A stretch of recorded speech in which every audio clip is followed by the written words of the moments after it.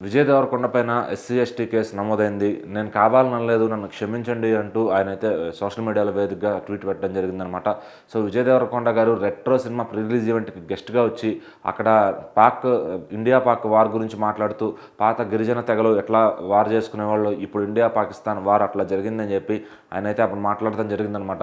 So ఆ మాటలని కొంచెం తీసుకోలేని వాళ్ళు ఎస్సీ, ఎస్టీ లాయర్లందరూ కూడా దీనిపైన సీరియస్ అయ్యి వాళ్ళందరూ కమ్యూనిటీ వైజ్‌గా మాట్లాడుకుని ఆయన పైన అయితే కేసు నమోదు చేయడం జరిగిందనమాట.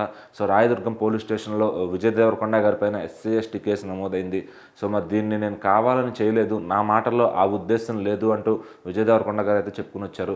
సో ఎందుకంటే నేను మామూలుగా అలా ఒకప్పుడు జరిగేవి అని చెప్పి దాన్ని ఈ రకంగా పోల్చాను తప్పించి నేనేదో ఎస్సీ, ఎస్టీ వాళ్ళని కించపరచాలనో వాళ్ళని తగ్గించాలనో మాట్లాడలేదు.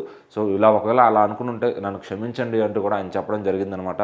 సో మరి దీనిపైన ఆయన క్షమాపణని వారు తీసుకుని ఆలోచిస్తారో లేదో మరి అసలు ఏం జరుగుతుందనేది చూడాలి. మరి వాళ్ళైతే చాలా సీరియస్గా దీన్ని ఎక్కడికో తీసుకువెళ్ళాలని చూస్తున్నారు. ఎందుకంటే ఇలాంటి సినిమా హీరోలు లేదా రాజకీయ నాయకులు ఎప్పుడు ఇలాంటి విషయాల్లో దొరుకుతారని చెప్పి అందరూ చూస్తూ ఉంటారనమాట.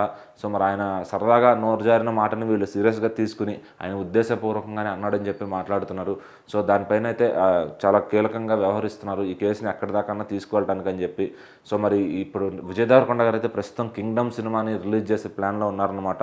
సో జూలై 24 ఈ సినిమా రాబోతుంది. సో ఇంతకుముందు జెర్సీ సినిమా తీసిన గౌతమ్ తిన్ననూరి ఈ సినిమాకి దర్శకత్వం వహిస్తున్నారు. సో మరి కింగ్డమ్ సినిమా పైనే విజయ్ దేవరకొండ గారు ఆయన ఫ్యాన్స్ అంతా అంచనాలు పెట్టుకున్నారు. సో ఈ సినిమా హిట్ అయితేనే ఆయనకు మళ్ళీ నెక్స్ట్ సినిమాకి బజ్ అనేది ఏర్పడుతుంది అనమాట. సో మరి ఈ సినిమా హిట్ కావాలని ఆయన ఫ్యాన్స్ అయితే విశ్వ ప్రయత్నాలు చేస్తున్నారు.